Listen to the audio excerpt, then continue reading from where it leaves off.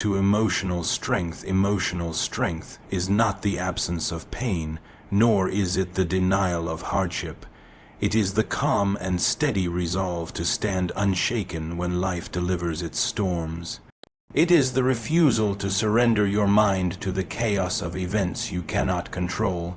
The secret lies in this: your peace is yours alone, and no force outside of you has the right or the power to take it, unless you give it away. Each day, life will offer you trials, some small, others crushing. People will speak unjustly about you, possessions may be taken, health may falter, and loved ones may depart. The untrained mind panics, complains, or despairs. But the mind anchored in wisdom knows that these things, however painful, belong to the realm beyond our command. And since they are not ours to govern, they are not ours to ruin us. True strength comes when you train yourself to separate what is in your power from what is not. Your choices, your words, your actions, these are yours. The weather, the opinions of others, the march of time, these are not. The one who understands this lives free. Do not be fooled into thinking that control over your emotions means never feeling them. Anger, grief, and fear are natural visitors to the human heart, but they are guests, not masters. They may knock on the door, but they must never take the throne. You decide how long they stay, and you decide the direction of your steps while they are present. When adversity comes, ask yourself, does this touch my character? Does this make me less virtuous, less honest, less courageous? If it does not, then it cannot truly harm you. Let the loss of wealth teach you simplicity. Let the betrayal of a friend teach you discernment. Let the sickness of the body teach you care for the soul. The secret is simple, yet few practice it. Guard your inner citadel. This fortress is built of discipline, truth, and the daily habit of examining your own thoughts. No army can breach it unless you open the gates. And when you live from this place, the world may rage around you, but you will stand as a mountain stands in the wind. Unmoved, unbroken, and unafraid, emotional strength is rooted in inner control. True resilience comes from guarding your mind and refusing to let external events dictate your peace. ChatGPT said, "Emotional strength is not a gift that life hands to a select few, nor is it something formed by comfort or ease. It is forged in the quiet, deliberate discipline of guarding the mind." This is the heart of inner control, knowing that while the world may take your possessions, your health, or even the presence of loved ones, it cannot touch the sovereignty of your thoughts unless you allow it. The mind is like a citadel, high and strong, but with a single open gate: your consent. If you choose to let events, people, or circumstances walk in and rule, they will. But if you bar the gate, if you stand as its watchman, nothing from outside can overthrow your peace. We live in a world filled with constant disturbance, words that sting, losses that ache, and fears that threaten to grow larger with each passing day. The untrained soul reacts to these disturbances as though they have the power to decide its fate. When insulted, it burns with anger. When wronged, it broods with resentment. When disappointed, it collapses into despair. But these reactions come not from the events themselves, but from the judgment we pass upon them. The secret is realizing that you are the master of those judgments, the author of the story you tell yourself about what happens. Emotional strength grows when you exercise this mastery daily, in the smallest of moments. It is in refusing to let a rude comment rue in your morning. It is in meeting bad news with a calm mind that asks, "What now can I do?" rather than, "Why has this happened to me?" It is in teaching your heart not to be ruled by every rise and fall in the waves of life. Control here is not about denying pain, but about deciding how pain will shape you, whether it will make you bitter or wiser, weaker or stronger. Inner control also means letting go of the illusion that your happiness depends on the cooperation of the world. If peace comes only when people treat you as you wish, or when life unfolds exactly according to your plans, then you have built your stability on sand. The moment the tide shifts, it will collapse. But if you anchor your peace in the one place that cannot be taken, your own reasoned will, then no storm can uproot you. To live this way is not easy, for the temptation to surrender control of your mind is constant. But each time you resist, each time you choose composure over chaos, you strengthen the walls of your inner fortress.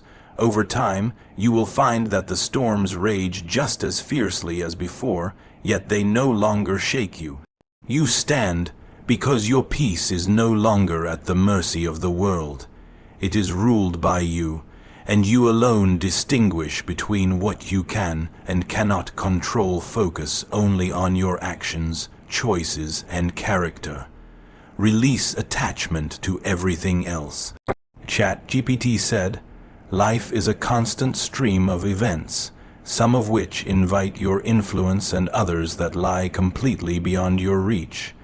The ability to distinguish between these two realms is the foundation of lasting peace. Without this distinction, you will spend your days in a futile struggle, trying to control the wind, to hold back the tide, to dictate the hearts of others. Such an effort will exhaust you and leave you bitter, for no matter how fiercely you fight, the world will never bend entirely to your will. The wise instead draw a clear line. On one side, the matters that are theirs to govern. Thoughts, actions, words, choices. On the other side, the matters that belong to fate, chance, or the will of others. Your power is absolute within your own soul. You choose how to respond, how to speak, how to act when faced with trial. This is your kingdom, and no one may rule it but you. But beyond this inner realm lies the vast territory of things you may wish to control, but cannot.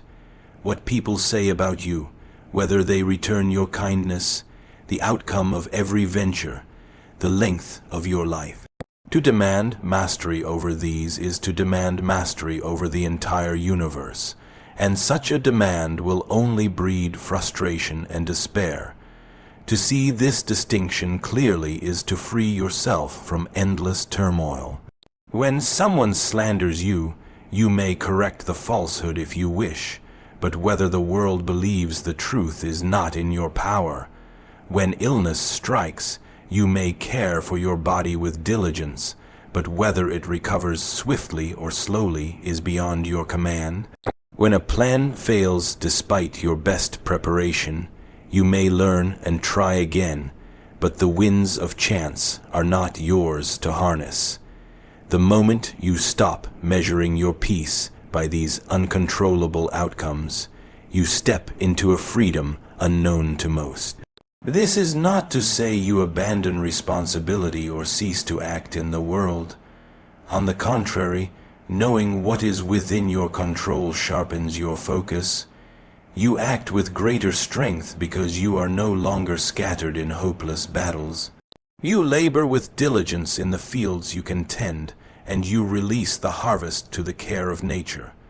You are not unmoved by loss or unmoved by pain, but you refuse to chain your happiness to victories that do not lie in your hands.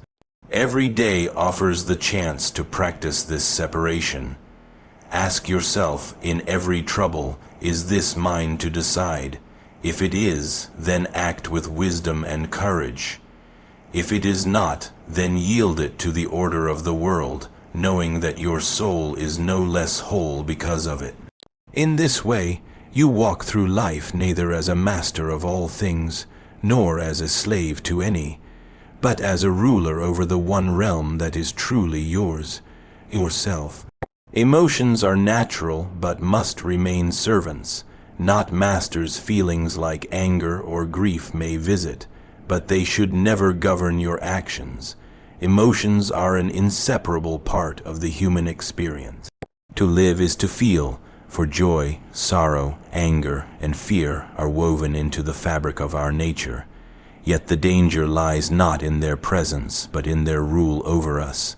The soul that is governed by emotions is like a ship without a captain. tossed wherever the winds blow. The one who would live in strength must learn to keep emotions as loyal servants, never as masters. This does not mean cold indifference or the denial of feeling. Rather, it means understanding that while emotions may visit, they have no rightful claim to your throne. Anger may come when you are wronged, but if you hand it the reins, it will drive you into actions you will later regret. Fear may whisper when danger threatens, but if you obey it blindly, it will imprison you in places you were meant to walk freely. Sorrow may weigh upon you in the face of loss, but if you surrender to its heaviness without limit, it will drain the light from your days. These emotions are not enemies, they are signals. Anger tells you something is unjust, fear warns of potential harm, sorrow honors what was loved. But once their message is received, they must step aside so that reason can decide the path forward. To keep emotions as servants requires vigilance. This begins with awareness, catching yourself in the moment when a surge of feeling begins to shape your thoughts. Instead of letting it take hold without question, pause. Ask, does this feeling serve my virtue, or does it seek to rule over it? Will it help me act with wisdom, or will it lead me into folly? Such questions give you the space to choose, and in that space lies your freedom. This mastery is not achieved in grand moments alone, but in the quiet, ordinary tests of daily life. When someone speaks harshly to you, the easy path is to respond in kind, letting offense dictate your reply. The stronger path is to recognize the spark of anger, to hold it in your hand, and to decide whether releasing it will build or destroy. When faced with uncertainty, fear will push you toward avoidance, but courage will guide you to act despite the trembling. When disappointment strikes, sorrow will urge you to retreat from hope, but steadfastness will teach you to stand again. The goal is not to silence emotion, but to keep it in its rightful place, beneath the guidance of reason and the service of virtue. For in this balance lies true freedom, the ability to feel deeply without being ruled blindly, to walk through the storms of life with a steady hand on the tiller, and to act not because your emotions command it, but because your principles choose it. In this way, emotions become allies, not tyrants, and your life becomes guided by the light of what is right, rather than the shadows of impulse. Adversity is an opportunity for growth. Challenges can refine virtues such as simplicity, courage, discernment, and integrity. Protect your inner citadel, build a fortress of discipline and self-examination that remains unshaken by life's storms.